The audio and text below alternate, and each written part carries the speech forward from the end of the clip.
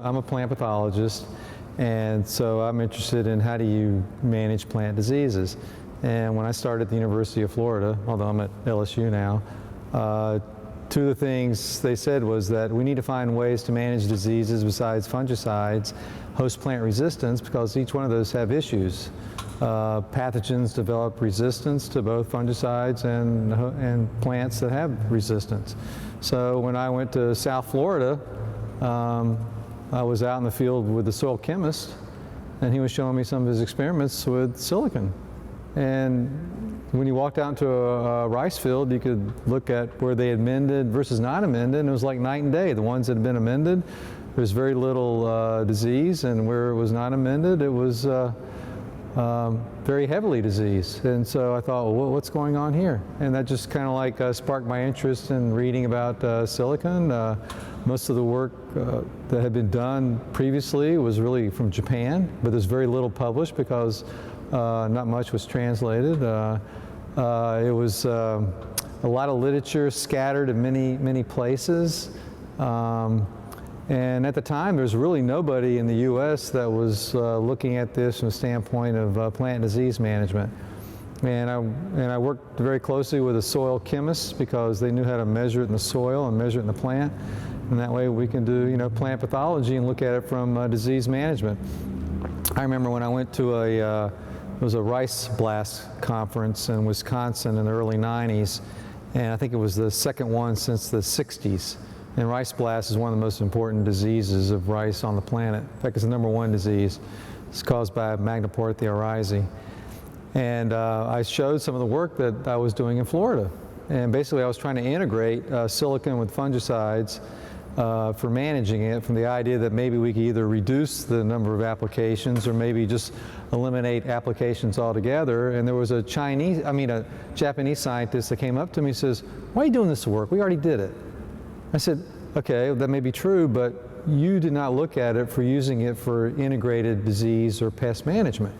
And I think there's great utility in that." And he says, "Well, I think you should cite our work." I said, "I would be happy to cite your work, but I can't read it. So if you'd be willing to translate it, I'll be happy to cite your work." And that was I forgot Ishiguro's last name.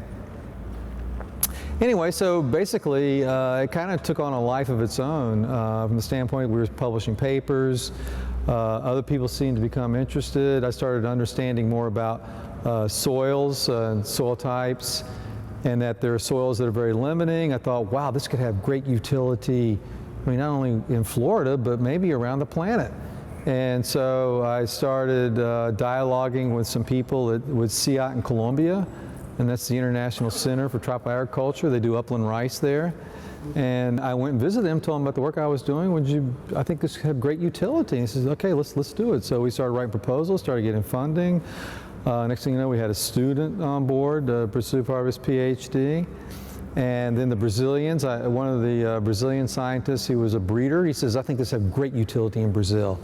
And so I want you to meet our plant pathologist." So I met their plant pathologist at a meeting I was invited to, and he said, "We would like to join in on this work with you." And so we had their soil scientists come to University of Florida to work with our team.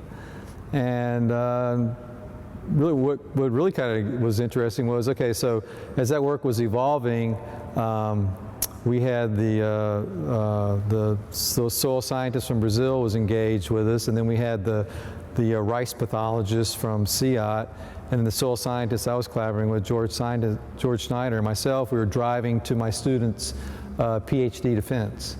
And as we were driving up, because it was in Gainesville, we were in South Florida in Belglade, I was saying, we ought to have a conference on silicon. And they go, yeah, it's a great idea. Let's have a conference on silicon. I said, well, what should we call it? And George said, well, at our meetings, we usually have, nitrogen in agriculture, phosphorus in agriculture. What about silicon agriculture? I go, that's a great idea. Let's do silicon agriculture. And so basically, I was able to solicit funding from the USDA and 3 companies. And we were able to invite people from all over the world, and that's when I got to know Professor Leong, for example. And I paid for everybody to fly in, put them up, but just bring your most recent chapter in your area of expertise. And then we also got case studies from different countries like China, Japan, Australia, South Africa. And we published a book called Silicon Agriculture based on the conference. And that kind of sort of stimulated the second. And even in that process of, publishing papers, I became aware of Dr. Epstein. He published this classic a review called Silicon and Plant Biology. It was published in the Proceedings of the National Academy of Sciences. I clearly remember it came out in 1994, and I was just thrilled to see that he cited me. Wow. My work. I'm thinking, wow, and it was like so many citations, and so I started dialoguing with him a little bit, and when we finally had the conference, there were so many people. We had plant pathologists, we had entomologists, we had plant breeders, we had people in plant physiology, people coming from the molecular biology world. There's just soil chemists, soil scientists, agronomists. It's like, what is going on with this element?